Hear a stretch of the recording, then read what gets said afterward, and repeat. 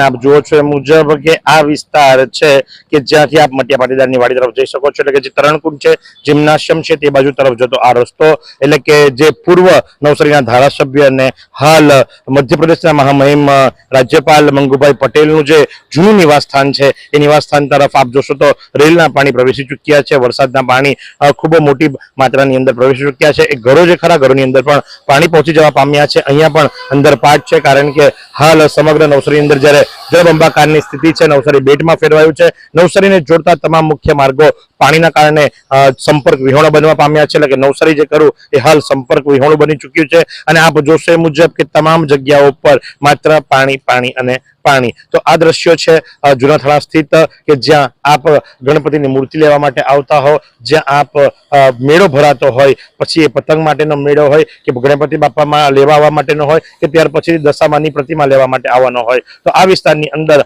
હાલ મુખ્ય માર્ગની બાજુમાં આપ જુઓ છો તો સંપૂર્ણ જળભરાવ છે। સાથે જ અહીં બાપાને ઉપર ટેબલ પર બેસાડવામાં આવ્યા છે। મેં પહેલા જ કહ્યું એ મુજબ કે વિઘ્નહર્તા ગણેશજીની મૂર્તિ લેવા માટે લોકો અહીં આવતા હોય તો બાપા જે ખરા એ ટેબલ ઉપર પોતે પણ રેનકોટ પહેરીને બેઠા છે। અને સાથે જો જણાવી દઉં તો ઘરની અંદર, જી હા, ઘરની અંદર પણ આપ જોશો તો બાપા પાસે એક દીવો પ્રગટાવવામાં આવ્યો છે અને બાપાને એ જ પ્રાર્થના કરવામાં આવી રહી છે કે બાપા આપ વિઘ્નહર્તા છો અને આ વિઘ્નને હરો અને જે અત્યારે આ જળ ભરાવની સ્થિતિ છે એમાંથી આ જનતાને આપ બહાર કાઢો। જી હા, બહુ સરસ મજાનું દ્રશ્ય કહી શકાય કે ઘરની અંદર કોઈ જગ્યાએ પ્રકાશ નથી પણ બાપાની જે પ્રતિમા મૂકવામાં આવી છે ત્યાં એક દીવો પ્રગટાવવામાં આવ્યો છે અને એ દીવો જે ખરો એ પ્રકાશ પાથરી રહ્યો છે। તો આ જળભરાવની સ્થિતિની અંદર બાપાને લોકો ગુહાર લગાવી રહ્યા છે અને આ વિસ્તારની અંદર પણ વીજળી કાપ છે અને પાણીનો જળભરાવ સ્પષ્ટપણે જોઈ શકાય છે। फालूदा मिक्स की इतनी सारी वैरायटीज रिफ्रेश के पास है। अगर आपको भी चाहिए रिफ्रेश के फालूदा मिक्स की इतनी सारी वैरायटीज तो फिर सर्च करो, क्लिक करो, लाइफ को रिफ्रेश करो। આજના દિવસે સતત વરસી રહેલા વરસાદના કારણે ઘણી બધી વખત અમે આ વિસ્તારમાંથી પસાર થયા। પહેલાનો જળભરાવની સ્થિતિ અને હાલના જળભરાવની સ્થિતિ આપ જોઈ શકો છો। રંગુનનગર, હિદાયતનગર પ્રતિ વર્ષ જ્યારે પણ રેલ આવે ત્યારે આ વિસ્તારની અંદર પાણી ભરાય છે। રાત્રિનો સમય છે અને આપ જોઈ શકો છો કે જ્યારે આપ એન્ટર થવા જાઓ છો તો ત્યારે એન્ટર થાવ છો ત્યારે જ આ વિસ્તાર આવી જાય છે। અથવા તો તમે જો રિંગ રોડ પરથી એક્ઝિટ લેતા હો તો ટાટા સ્કૂલની સામેનો આ વિસ્તાર અને હવે તો નાકા સુધી પાણી આવી ગયા છે। એટલે કે જે આ યુકે પિઝાની જે શોપ છે એ યુકે પિઝાની શોપ સુધી પાણી આવી ગયા છે આપ જોઈ શકો છો। અને આ પ્રમાણે આખો વિસ્તાર પ્રતિ વર્ષની જેમ આ વર્ષે પણ રેલની અંદર પાણીની ચપેટની અંદર આવી ચૂક્યો છે। એટલે અંદરના તમામ ઘરોની અંદર રહેતા લોકોના ઘરોમાં પાણી ભરાઈ ચૂક્યા છે, એમનું સ્થળાંતર કરવામાં આવ્યું છે।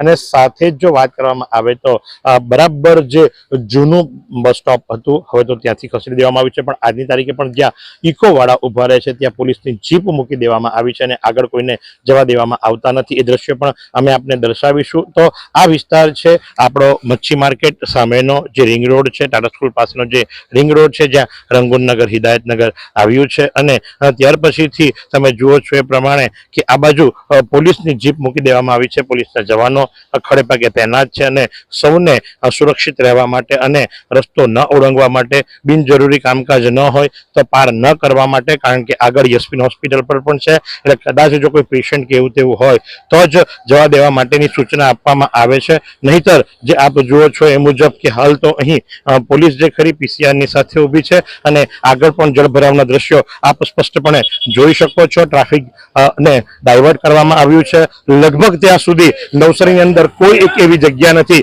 કે જ્યાં પાણી ના ભરાવા હોય અને સમગ્ર સ્થળો ઉપર આપ જોશો તો આ પ્રમાણેની પરિસ્થિતિ છે। લોકો પૂછી રહ્યા છે કે ભાઈ અમારે જવું છે તો કઈ રીતે જઈએ, કારણ કે ગ્રીડ બાજુનો રસ્તો તો કે બંધ છે, વિરાવળ બાજુ આપ જુઓ છો તો રસ્તો બંધ છે અને આ પરિસ્થિતિ આખા નવસારીની બની છે। કારણ કે જ્યારે નવસારી જિલ્લાની વાત કરવામાં આવે 6 તાલુકાઓ અને 6 તાલુકાનું ટોટલ મારીએ માત્ર આજની તારીખનું એટલે કે 7 જુલાઈનું તો 28 ઇંચથી વધુ વરસાદ 7 જુલાઈના દિવસે આખા જિલ્લાની અંદર વરસ્યો છે। અને ખાસ કરીને નવસારીની વાત કરીએ તો નવસારી તાલુકામાં 13 ઇંચ જેટલો વરસાદ આજે વરસ્યો છે અને જેના કારણે લઈ અને આખું જ નવસારી જળમગ્ન બની ચૂક્યું છે। તો આખા દિવસ દરમિયાન આપને અમે પડેપડની અપડેટ આપી છે, એ અપડેટથી આપ માહિતગાર થયા હશો। અને હજુ પણ લોકો જે ખરા એ કલેક્ટર કચેરી હોય ત્યાં અટવાયા છે, લોકો જે ખરા વેરાવળ જતા માર્ગની ઉપર અટવાયા છે, એટલે કે નવસારીની બહાર જતા તમામ માર્ગો અથવા તો નવસારીની અંદર આવતા તમામ માર્ગોની અંદર લગભગ જળભરાવની સ્થિતિ બની ચૂકવા પામી છે.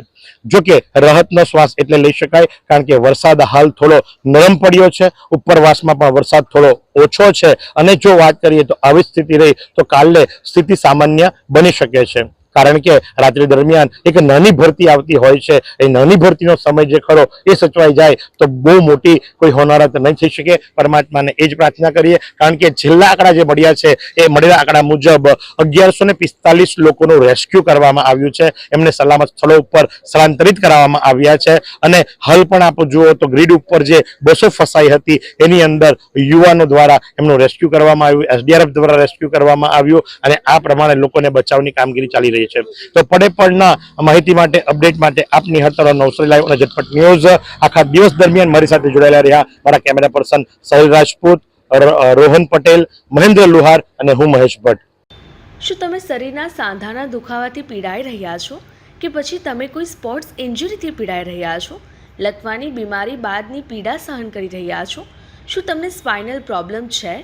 તો આ તમામ દુખાવાને હવે બાય બાય કરી દો, કારણ કે માસ્ટર ડિગ્રી ધરાવતા ખૂબ જ અનુભવી ફિઝિયોથેરાપિસ્ટ ડૉક્ટર અમિત પટેલ પાસે તમે આ તમામ સમસ્યાઓનું સચોટ નિદાન કરાવી ફરીથી નોર્મલ જિંદગી જીવી શકો છો. તો સરનામું નોંધી લો. Comprehensive care centre, DD street, library પાસે, અનુરાગ સારીઝની લાઇનમાં, નવસારી.